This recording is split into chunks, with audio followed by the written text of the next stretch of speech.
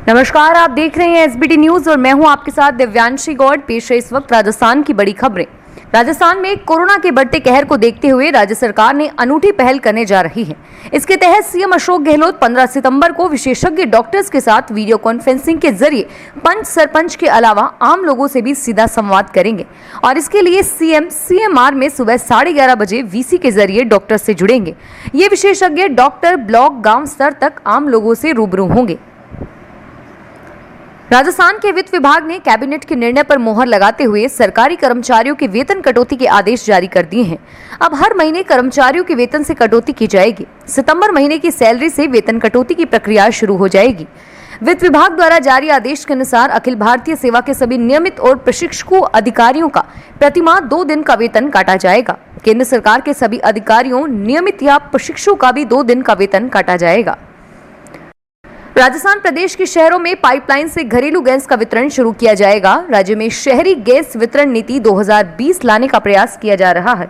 अतिरिक्त मुख्य सचिव पेट्रोलियम डॉक्टर सुबोध अग्रवाल ने राजस्थान राज्य गैस लिमिटेड के प्रबंध संचालक डॉक्टर संजीव पाठक से विस्तार से चर्चा की। नीति आने के बाद प्रदेश में प्राकृतिक गैस वितरण नेटवर्क विकसित किया जाएगा। राजस्थान में पंचायत चुनाव के लिए भले ही इस वर्ष 10 जून तक मतदाता सूचियों का अंतिम प्रकाशन हो गया हो, लेकिन इसके बाद भी यदि 6 सितंबर तक किसी मतदाता ने नाम जुड़वाने का आवेदन किया है तो इन चुनावों में वोट डाल सकेगा। दरअसल 10 जून को मतदाता सूचियों के अंतिम प्रकाशन के बाद आयोग ने जुलाई में सभी कलेक्टरों को पूरक सूची तैयार करने के निर्देश दिए थे। इनमें अंतिम प्रकाशन के बाद भी वोटर लिस्ट का अपडेट करने के लिए कहा गया था और साथ ही यह भी निर्देश दिए थे कि चुनाव की लोक सूचना जारी होने के 10 दिवस पहले तक आए आवेदनों पर ही निर्णय किया जाए। अजमेर के महर्षि दयानंद सरस्वती विश्वविद्यालय में हुई रिश्वत प्रकरण से तृतीय वर्ष की परीक्षाओं पर संकट गहरा गया है।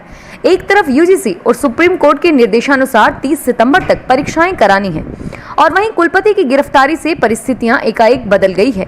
विश्वविद्यालय को अब सरकार और राजभवन के आदेशों का इंतजार है। पुलिस थाने और पुलिस चौकी में अदला बदली का मामला आपने शायद कम ही सुना होगा, लेकिन प्रदेश के सिरोही जिले में ऐसा करने का प्रयास किया जा रहा है। सिरोही जिला कलेक्टर ने पुलिस थाने को चौकी और पुलिस चौकी को थाने में तब्दील करने का प्रस्ताव राज्य सरकार को भिजवाया है। ऐसे में सवाल उठ रहा है कि पहले ही सोच समझकर प्लानिंग क्यों नहीं की गई। सिरोही जिला कलेक्टर ने पुलिस थाना बरलूट को पुलिस चौकी और पुलिस चौकी जावाल को थाने में बदलने का प्रस्ताव गृह विभाग को भिजवाया है। कोरोना संक्रमण काल के कारण लॉकडाउन के दौरान लगाई गई बंदिशें लगातार हटने के बाद अब उत्तर पश्चिमी रेलवे ने फिर से नई पैसेंजर ट्रेनों की घोषणा की है।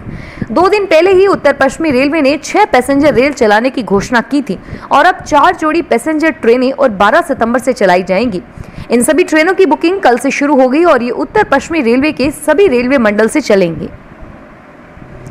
मोहनलाल सुखाड़िया विश्वविद्यालय के स्नातक और स्नातकोत्तर अंतिम वर्ष की शेष परीक्षाएं 17 सितंबर से शुरू होंगी। इस बार 3 घंटे की बजाय 2 घंटे की ही परीक्षा होगी। परीक्षा 3 पारियों में होगी और परीक्षा को लेकर कुलपति प्रोफेसर अमेरिका सिंह ने सभी कॉलेजों के केंद्र अधीक्षकों से ऑनलाइन बैठकर तैयारियों का जायजा लिया। छबड़ा क्षेत्र के मोतीपुरा स्थित सुपर क्रिटिकल थर्मल प्लांट में मंगलवार सुबह धमाके में 2 कर्मचारी झुलस गए।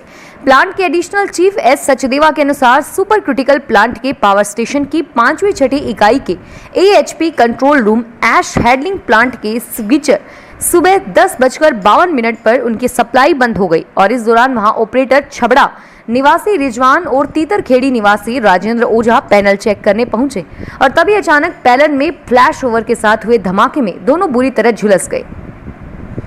आरटीओ में वाहनों की आरसी ड्राइविंग लाइसेंस ही नहीं, लाइसेंस निलंबित करने से पहले सुनवाई के लिए नोटिस भी डाक से नहीं पहुंच रहे हैं।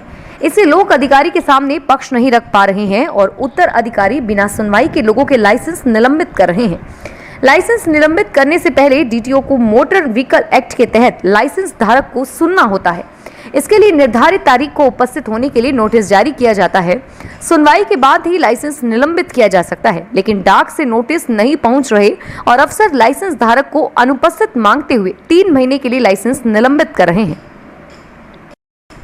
अजमेर के महर्षि दयानंद सरस्वती विश्वविद्यालय में हॉट पॉइंट बने कुलपति निवास पर अब सिर्फ सन्नाटा पसरा है।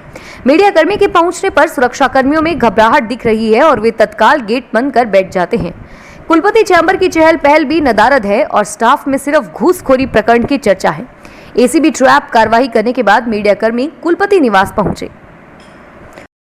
कोरोना वायरस संक्रमितों की बढ़ती संख्या के बीच राजस्थान के मुख्यमंत्री अशोक गहलोत ने अगले 1 महीने तक किसी से भी व्यक्तिगत रूप से मुलाकात नहीं करने का फैसला किया है। गहलोत 1 महीने के सभी मुलाकात कार्यक्रम स्थगित कर दिए गए हैं और एक सरकारी बयान के अनुसार गहलोत ने कहा कि कोरोना वायरस के बढ़ते संक्रमण से बचाव के लिए 2 गज की दूरी और स्वास्थ्य संबंधी दिशा निर्देशों का सख्ती से पालन ही मुख्य उपाय है और खुद का बचाव खुद करके ही इस संक्रमण को नियंत्रित किया जा सकता है।